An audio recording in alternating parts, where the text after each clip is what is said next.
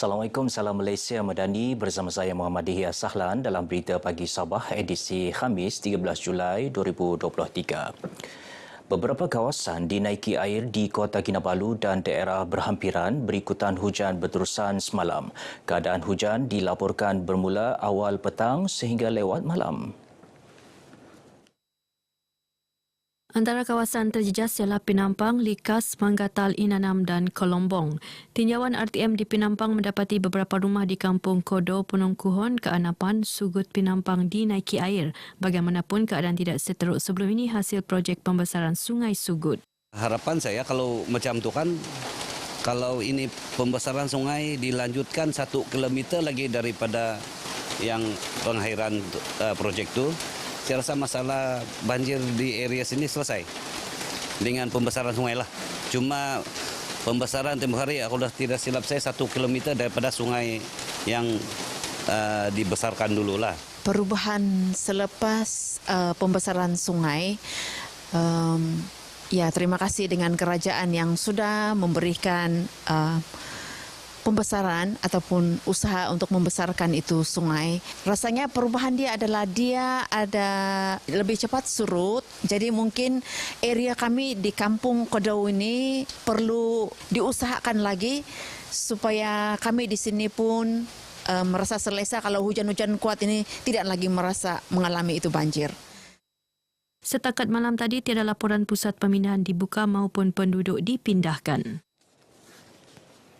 Sementara itu, susulan tular keadaan jalan Kota Kinabalu Sandakan berdekatan Kampung Lumau yang berlubang akibat hujan lebat berterusan semalam, Jabatan Kerjaya JKR Daerah Telupit melaksanakan pemeriksaan dan langkah-langkah keselamatan awal bagi mengelak kejadian tidak diingini. Jurutera JKR Telupit Insinyur Kenny Paping yang dihubungi RTM memberitahu kerosakan berkenaan dilaporkan kira-kira 10.35 pagi. Antara inisiatif dilaksana ialah melakukan pemasangan pelan pengurusan trafik TMP, menempatkan petugas lalu lintas dan mengeluarkan notis mengenai kerosakan berkenaan. JKR juga telah melakukan penyambungan sementara pembetung sedia ada yang telah menyebabkan laluan air di bawah jalan raya tersebut tidak lancar. Ketika ini, jalan berkenaan masih boleh dilalui semua jenis kenderaan menggunakan satu lorong sahaja. Orang ramai dinasihatkan berhati-hati dengan keadaan semasa berikutan cuaca tidak menentu. Balai Bomba dan Penyelamat Tawau berjaya menyelamatkan harta benda bernilai lebih 28 juta ringgit tahun lalu. Timbalan Ketuanya Rastam Keladi berkata usaha sentiasa dijalankan bagi meningkatkan kesedaran orang awam mengenai pencegahan kebakaran. Antara inisiatif dilaksana ialah penganjuran kursus dan perkongsian ilmu mengenai tata cara berhadapan situasi kebakaran. Menurut Rastam, pihaknya menerima hampir 500 permohonan daripada pihak sekolah, agensi awam dan syarikat swasta untuk mengadakan kursus seumpama. Kita banyak maksudnya menyebarkan ataupun menyebarluaskan maklumat berkenaan dengan kursus-kursus ni. Walau bagaimanapun, dari segi tahap kesedaran masyarakat sebenarnya memang tinggi. Sejak adanya media-media macam digital seperti TV, Facebook dan sebagainya, masyarakat sebenarnya makin mula sedarlah berkenaan dengan keselamatan kebakaran. Beliau menyatakan demikian selepas kursus pencegahan dan latihan pemadaman kebakaran di RTM Tawau. Ia dihadiri lebih 30 kaki tangan mempelajari teknik pertolongan cemas dan aspek keselamatan kebakaran dalam bangunan terutama di tempat kerja. Melalui kursus ini kita didedahkan dengan bagaimana mencegah kebakaran dan bagaimana menyelamat. Tapi dengan adanya jawatan kuasa yang ditubuhkan, barangkali dia lebih memantapkan lagi, lebih membaikkan ini kita punya kaedah lah. Saya rasa pengalaman ini yang sangat membantulah apabila berada di rumah kah, di mana-mana kah, di tempat awam kah.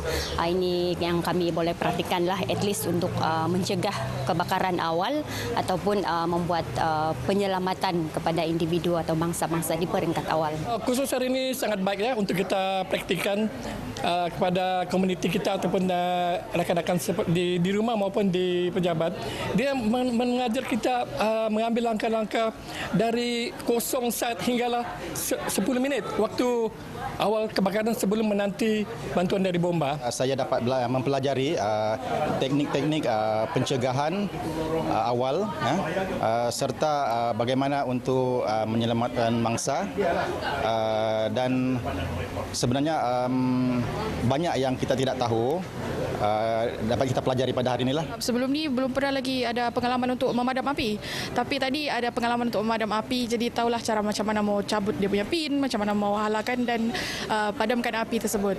Dan bukan setakat itu, ada juga input seperti pertolongan awal untuk kecemasan, contohnya macam balutan dan semacam dan banyak lagi lah. Perusahaan Tagal akan dijadikan produk eko pelancongan di Telupit sesuai dengan perancangan aspirasi daerah Telupit. Justru pelbagai usaha diperlukan bagi merealisasikan pelan pembangunan itu pada masa hadapan. Ahli Dewan Undangan Negeri Adun Telupit Johnny Bon J. Kurum berharap pengusaha Tagal di kawasan berkenaan diberi geran khas dan kursus berkaitan selain terdapat keperluan mengadakan pertandingan Tagal terbaik bagi menyuntik semangat daya saing dalam kalangan masyarakat. Suntikan daripada kerajaan seperti yang saya sudah sebutkan dalam ucapan tadi, grant tahunan kepada semua pengusaha Tagal ini, persatuan Tagal ini supaya kita boleh berikan. Supaya ini boleh membantu untuk memajukan Tagal itu dan kemudian Tagal itu ada potensi untuk kita kembangkan sebagai mencapai matlamat eko pelancongan. Beliau ditemui RTM selepas merasmikan Tagal Tradisi bagi 8 jawatan kuasa Tagal daerah Telupit di Kampung Bintang Mas Telupit. Sementara itu, Pengarah Jabatan Perikanan Sabah Azhar Kasim berkata, pihaknya akan mempertimbangkan cadangan pemberian geran khas Tagal selain terus komited menghulur bantuan kepada pengusahanya. Tagal ini telah pun kita jadikan dia sebagai satu eko pelancongan. Dalam arti kata, bila sudah dia masuk dalam bahagian eko pelancongan ini, dia akan memberi satu sumbangan ekonomi yang sungguh signifikan. Harapan agar geran-geran kepada setiap Tagal itu akan dapat diusahakan oleh kerajaan. Daerah Telupit kini mempunyai 18 Tagal yang dilihat mampu meningkatkan industri pelancongan dan ekonomi kawasan berkenaan. Orang ramai di Pelawa menyertai kempen menamakan anak gajah anjuran Taman Hidupan Liar Lokawi dengan kerjasama Borneo Behaviour Solution. Kempen menerusi platform Facebook itu bermula 10 Julai sehingga 8 Ogos 2023.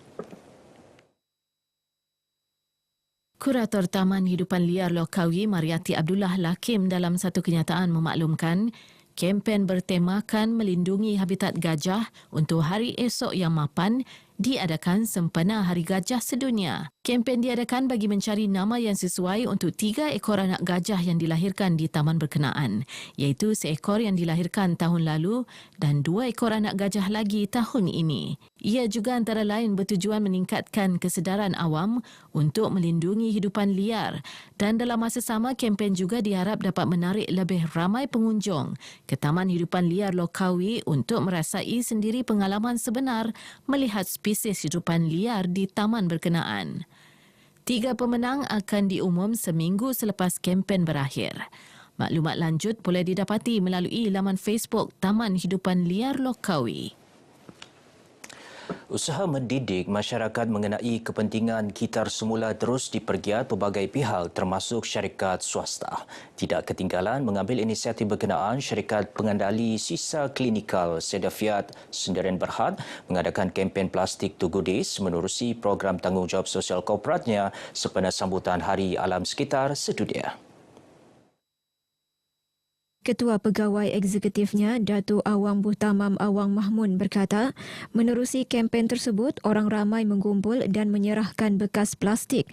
Seterusnya ditukarkan kepada goodies berupa barangan keperluan harian bernilai RM50 hingga RM100 bergantung berat bekas plastik yang ditimbang.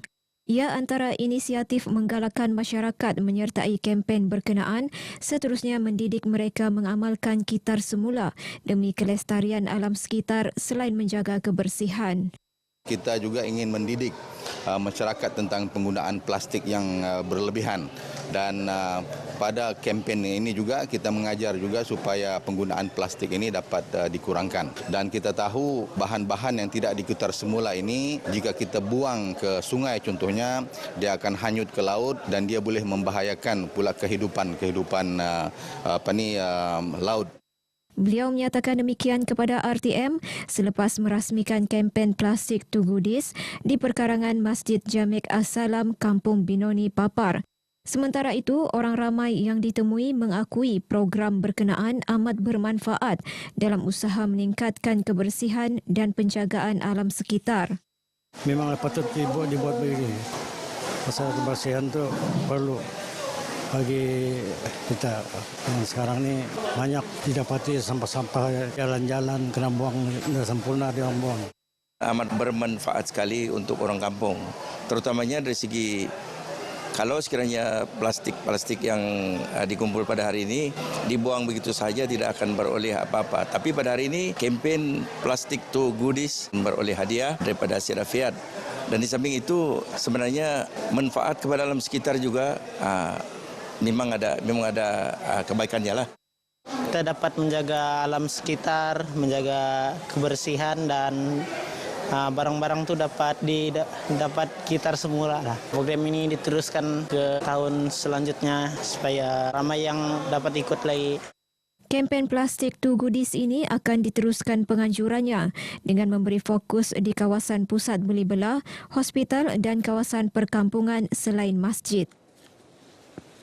Baik saudara, sekian dahulu berita pagi Sabah untuk kali ini. Terus setia bersama RTM menyusul selepas ini berita pagi Sarawak. Saya Muhammad Hia Sahlan, Malaysia Madani, tekad perpaduan, penuhi harapan. Assalamualaikum dan salam hormat. You are the motivation, RTM, especially for you. Knowing God, dinasi, on